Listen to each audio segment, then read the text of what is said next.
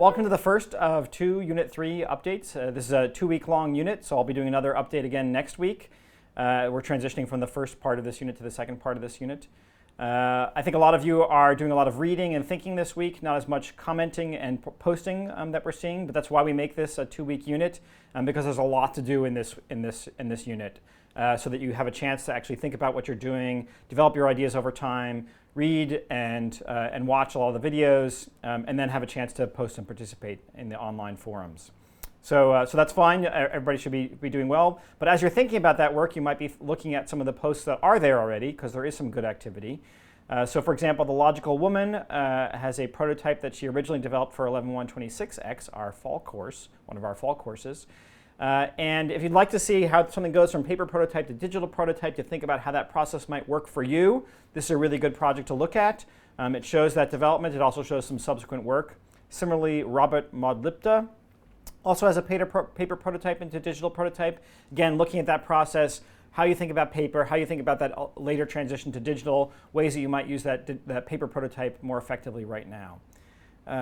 On the value of paper prototyping, S.J. Tippins had a nice post that talked about his original dismissal of this for something that's a digital game that has complex logic, and then talks about how ultimately this is actually a really useful idea. And we agree with that. That's why we have this as an assignment. So do take a look at that one as well if you're thinking about ways that you can really make paper prototyping more effective for you. A couple interesting games to look at. There's an archaeology game by Iona77 that uses game blocks. This is a nice one because there's a lot of nice conversation that goes on beneath this project about the value of the project, about the way it might be changed, and about the context in which we might use it, because that's something important to think about. As we've talked about in the course, it's not just the game, but the context around the game that's also important. So thinking about where your game is situated is an important aspect of this. And finally, Fran Sachs has a game on bird feeding.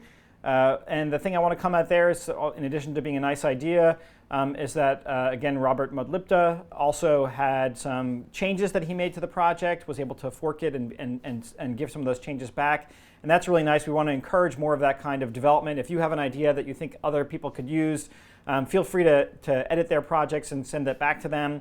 And that's why GameBlocks always has all the code visible, so you can share those ideas.